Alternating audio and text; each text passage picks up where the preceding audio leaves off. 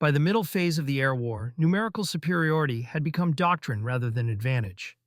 Modern aerial combat no longer depended on isolated skill or individual heroics, but on mass, layered formations, overlapping radar coverage, coordinated vectors, and the brutal arithmetic of probability. Victory in the sky was expected to belong to whoever could put more aircraft into the same volume of air, faster, and keep them there longer. Command planners understood this well. Fighter sweeps were no longer dispatched in pairs or small elements unless the airspace was already secure. Standard practice favored large formations, dozens of aircraft operating under centralized control, designed to overwhelm defenders through sheer presence. Against such force, resistance was meant to collapse quickly.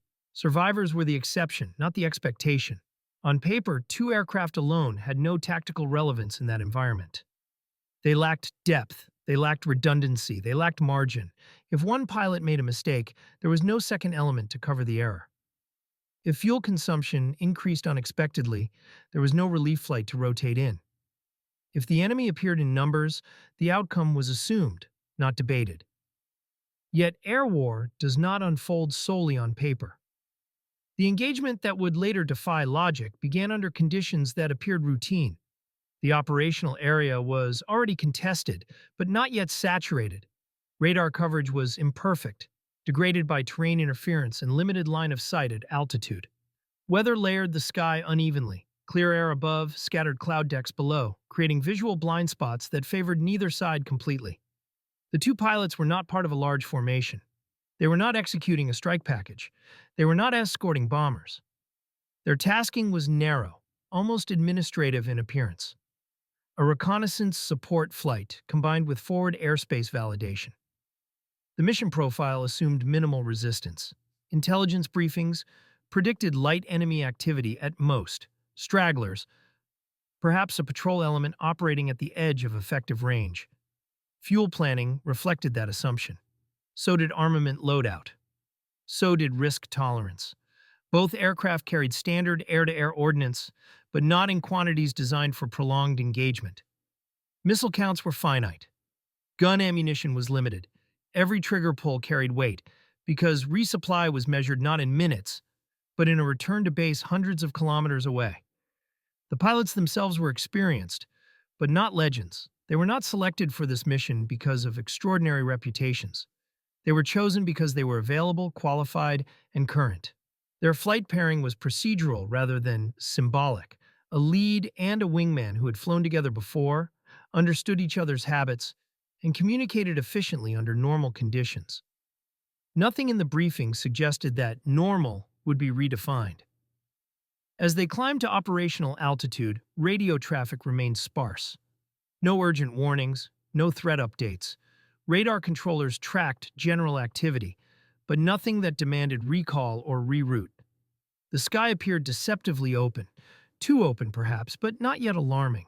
Below them, the ground war continued indifferent to the thin layer of airspace overhead. Logistics moved, units repositioned. The machinery of conflict rolled forward with the assumption that the air picture would remain stable enough to be ignored. That assumption was fragile. At altitude, speed and spacing mattered more than numbers. At least at first. The two fighters maintained standard separation, scanning visually while instruments handled what human perception could not. Their world narrowed to headings, fuel flow, radar returns, and the subtle cues that signaled when airspace stopped being empty and started being hostile. It began with ambiguity. A faint return at extreme range, then another, then several more. At first, the contacts appeared disorganized, scattered returns inconsistent with a single formation. The pilots noted them, reported them, and continued on profile. Large-scale enemy movements usually announced themselves clearly. This did not. Moments later, that interpretation collapsed. The radar picture filled rapidly, not because new aircraft had suddenly appeared, but because geometry had shifted. Bearings converged, altitudes stacked. What had looked like isolated elements resolved into something far more substantial. 45 hostile fighters, not inbound from a single direction, but spread across multiple vectors. Not climbing together, but already positioned at engagement altitude. Not reacting, but waiting. The realization arrived simultaneously in both cockpits, without the need for words. This was not an interception. This was an airspace trap. Doctrine dictated immediate disengagement. Against such disparity, survival depended on early withdrawal, before speed, altitude, and options evaporated. Two aircraft could not contest that volume of sky. Not with limited fuel, not with finite weapons, not without support. Yet doctrine also assumed time. Time to turn away, time to accelerate, time to break contact, before the enemy could collapse the geometry. That time no longer existed. The sky around them was no longer empty. It was occupied, layered, hostile. In the seconds that followed, both pilots understood the same thing with unsettling clarity. No reinforcement would arrive in time. No command decision could alter the situation. No retreat would occur uncontested. Whatever happened next would be decided entirely within the cockpit, within seconds, against odds that made no tactical sense. The sky had already stopped obeying expectations.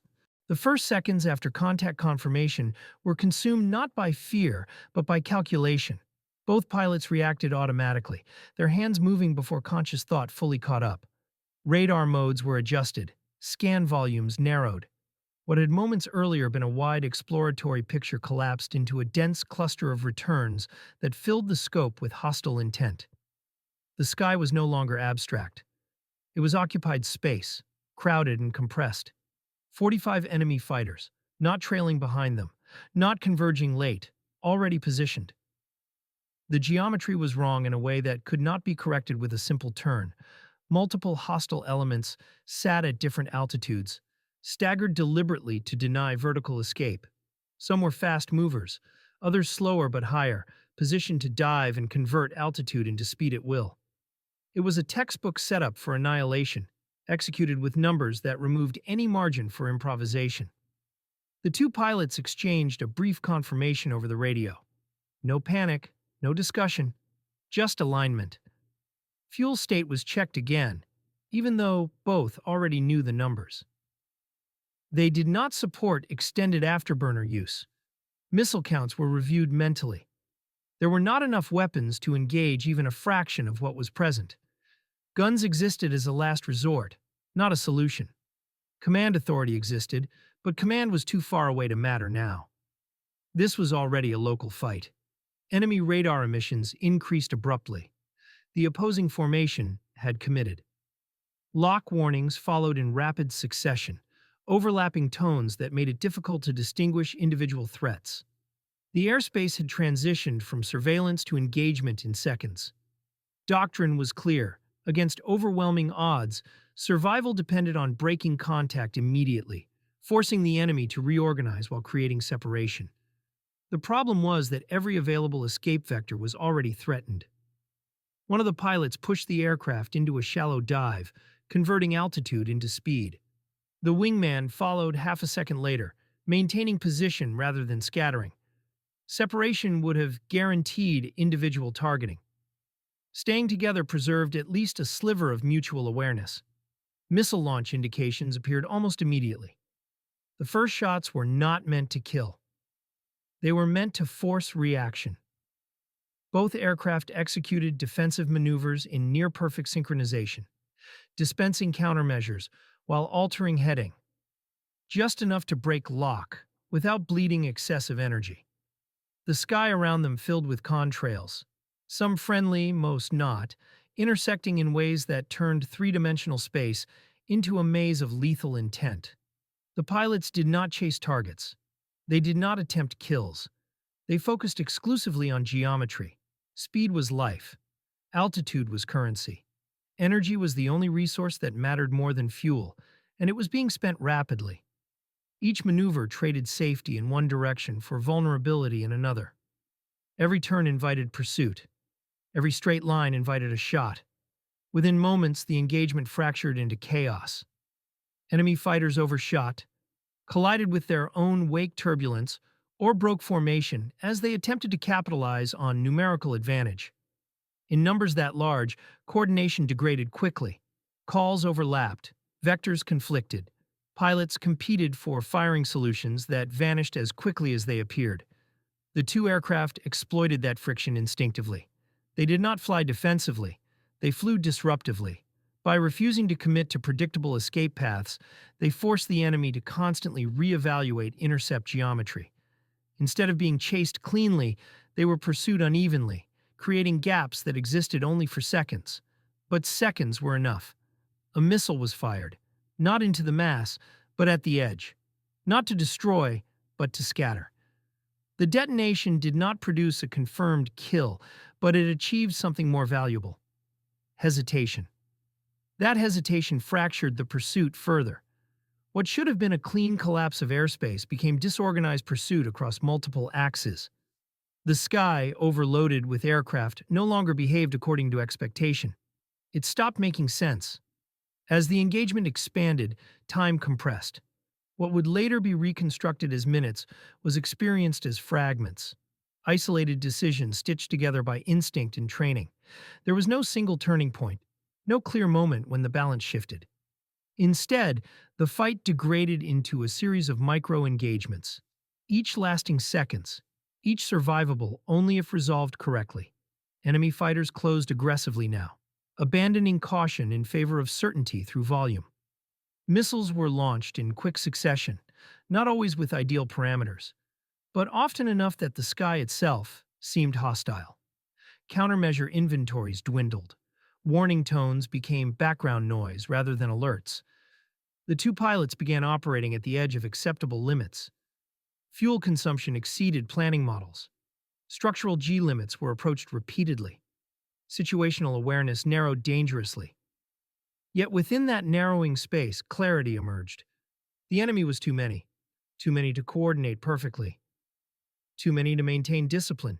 Individual fighters surged ahead of their elements, breaking cohesion in pursuit of a quick kill. Others lagged, wary of collisions or friendly fire. Vertical separation collapsed as multiple aircraft competed for the same airspace. The very mass that should have guaranteed victory began to interfere with itself. The pilots exploited that interference relentlessly. They avoided the center. They attacked the edges. Short bursts of fire were used not to destroy but to force evasive action. Every forced break created turbulence in the enemy formation. Every disrupted pass increased the probability of error somewhere else in the stack. One enemy aircraft overshot badly, passing so close that its exhaust wash rattled the cockpit. Another broke off to avoid collision, abandoning a firing solution it would not recover. A third misjudged closure rate and was forced into a high G maneuver that drained energy catastrophically. None of this was planned. It was recognized and exploited in real time. The radio remained functional but sparse. There was no room for extended communication. Each pilot knew what the other would do because they were operating under the same constraints, reading the same cues, reacting to the same pressures. Their formation held not because it was ordered, but because breaking it would have been fatal. What followed the initial disengagement was more dangerous than the first collision of forces. The thinning of the sky did not mean safety. It meant redistribution. Enemy fighters did not retreat as a unified body. They spread laterally, climbed independently, and repositioned with uneven intent. Some sought altitude advantage. Others attempted wide flanking arcs to re-enter from blind sectors. A few remained fixated, pressing pursuit beyond what fuel or geometry justified. The fight transitioned from massed confrontation into sustained attrition. For the two pilots, this phase demanded a different discipline. Survival no longer depended on disrupting a single overwhelming wave, but on resisting cumulative exhaustion, mental, physical, and mechanical. Each additional minute in contested airspace multiplied risk exponentially. Fuel states dropped into margins that planners never intended to test. Afterburner use was now rationed to seconds, not maneuvers. Speed could no longer be bought freely. Every acceleration carried consequences that would be paid later. Situational awareness became the primary weapon. Radar sweeps were shortened. Scan priorities shifted constantly. Visual checks replaced instrument reliance whenever possible, not because they were superior, but because electronics lagged reality by fractions of a second that now mattered. The pilot stopped thinking in terms of formations and began thinking in individual vectors. This aircraft, that altitude, this closure rate. Enemy behavior continued to degrade. Without centralized control, hostile fighters re-entered piecemeal. Some arrived too fast, overshooting immediately. Others arrived too slow, presenting fleeting opportunities that could not be exploited without unacceptable risk. Several attempted coordinated brackets that collapsed when timing mismatched by seconds. The sky became saturated not with aircraft, but with intent. Every contact represented a decision point. Every decision point carried irreversible cost. One enemy fighter pressed aggressively from high 6, diving steeply to convert altitude into closure. The maneuver was tactically sound but poorly timed. The pilot misjudged relative speed, forcing a late correction that bled energy violently. The attacking aircraft flashed past without achieving a firing solution, leaving itself exposed to the chaos behind it. The two pilots did not pursue. They let it go. Chasing kills was no longer relevant. Survival required denying the enemy momentum, not capitalizing on fleeting advantage. Every temptation to press an opportunity was weighed against fuel, against position, against the unseen contacts that might already be converging.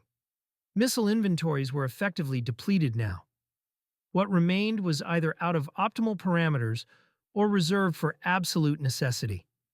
Guns existed, but gun engagements at these speeds and densities were statistically suicidal.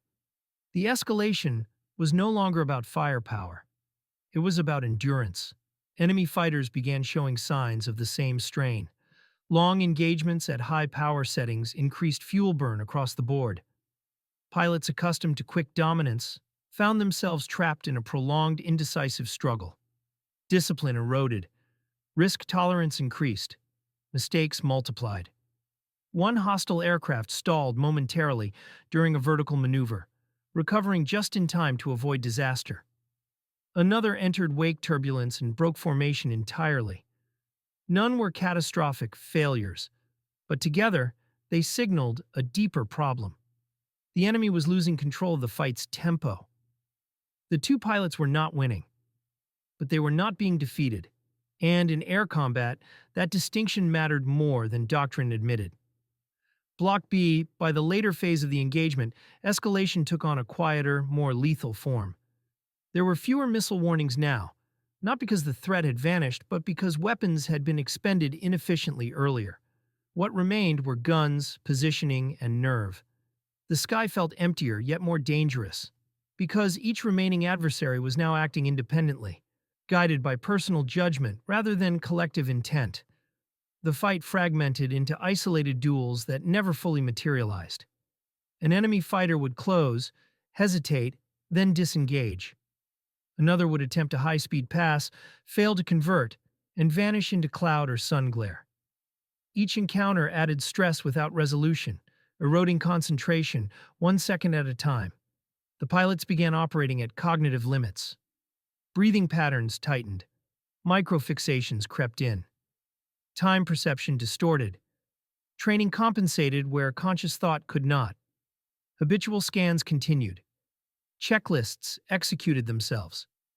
Muscle memory replaced deliberation. It was the only sustainable mode of operation left.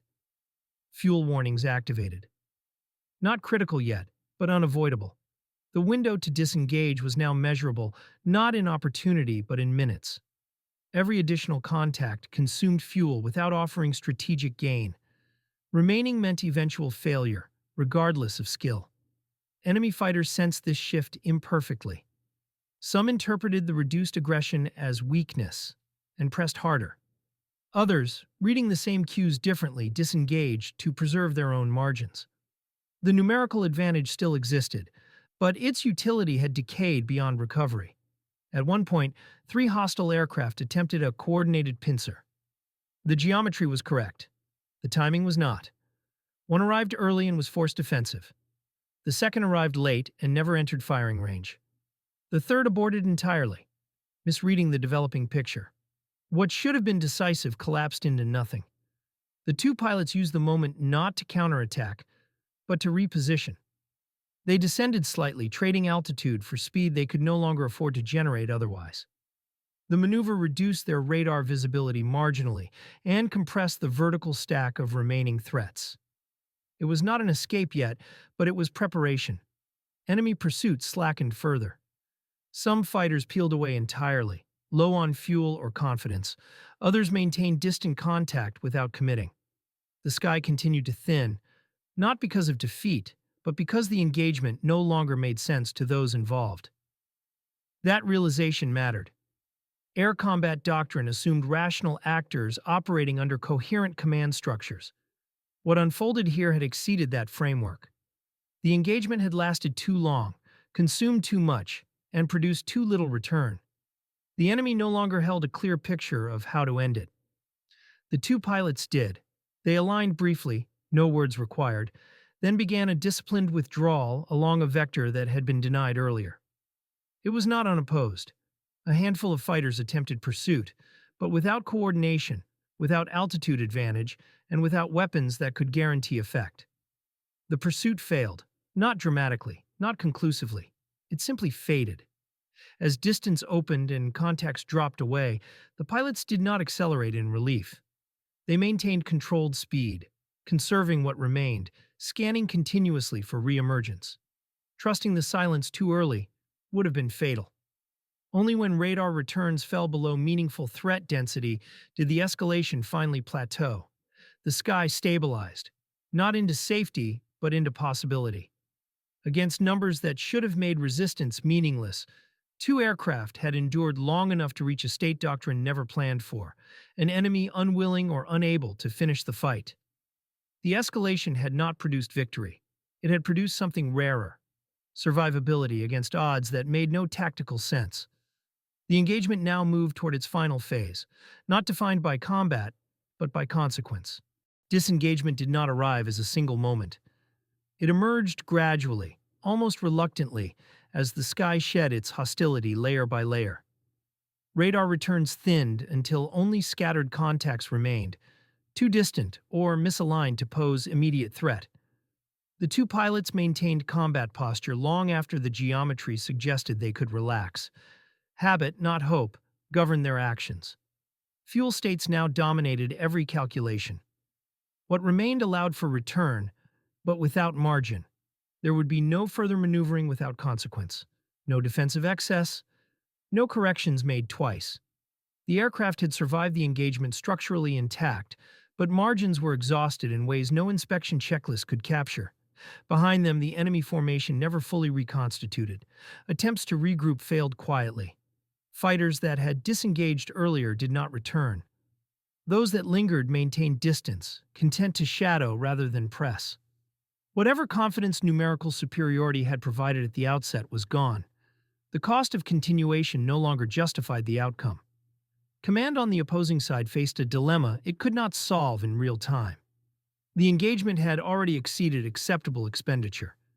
Fuel, missiles, and attention had been consumed without result. Pressing further risked additional losses against targets that refused to behave predictably.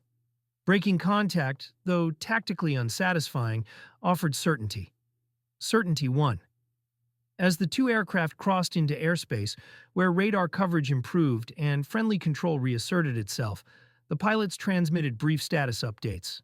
There was no embellishment, no emphasis on odds, just facts: fuel state, aircraft condition, enemy activity now fading into distance. Only later would the improbability of those facts register. On landing, the aircraft were met without ceremony. Ground crews performed routine actions, unaware that anything unusual had occurred.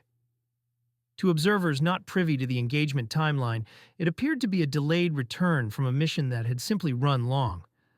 The pilots did not correct that impression. Debriefing unfolded methodically. Timelines were reconstructed. Radar data was reviewed. Audio logs replayed. Analysts paused repeatedly, recalculating assumptions that no longer aligned with outcome. Questions were asked, then asked again, framed differently, searching for missing variables. There were none. Two aircraft had entered contested airspace. 45 enemy fighters had been present. Both aircraft returned. The numbers resisted interpretation. Doctrine accounted for survival against inferior numbers. It accounted for survival through surprise or support. It did not account for this. In the days that followed, the engagement was discussed carefully. Not openly, not loudly. There was no immediate lesson to extract without unsettling broader assumptions. Official summaries emphasized restraint, positioning, and disciplined energy management, concepts already present in doctrine. What they did not emphasize was scale, because scale was the uncomfortable variable. The sky that day had behaved incorrectly. Enemy numerical dominance had failed to translate into control. Mass had degraded into interference. Coordination had collapsed under its own weight. The two pilots had not defeated 45 adversaries in the traditional sense, but they had denied them effectiveness. That distinction mattered more than victory claims. On the opposing side, records told a different story. An engagement noted, fuel expended, missiles fired without result. No losses confirmed, but no success achieved. The outcome registered as inefficient rather than catastrophic, and inefficiency rarely triggered inquiry in the chaos of ongoing operations. The war moved on. Sorties continued. Airspace shifted. Statistics absorbed the anomaly. But for those who examined the engagement closely, the implications lingered. It demonstrated that beyond a certain threshold, numerical superiority ceased to provide clarity. Instead, it introduced friction. Too many variables, too many decisions, too little coherence. The sky had limits. That day exposed them. The two pilots did not receive recognition proportional to improbability. There were no dramatic citations, no public retellings. Their survival was acknowledged, their professionalism noted, and they returned to rotation like any others. That, too, was consistent with how air war treated anomalies. Yet the encounter endured quietly in training rooms and analysis briefings, referenced obliquely when discussing engagement density and command saturation. Not as a template, but as a warning. More is not always decisive. Faster is not always dominant. Numbers beyond a point can lose meaning. On that day, the sky refused to obey arithmetic. Two aircraft entered a space where they should not have survived. They left it intact. And for a brief span of time, high above the ground war that never noticed, the rules of air combat bent, just enough to remind those who study it that certainty in the sky is always provisional. The engagement ended without a decisive victor. But the lesson remained. The sky does not always make sense.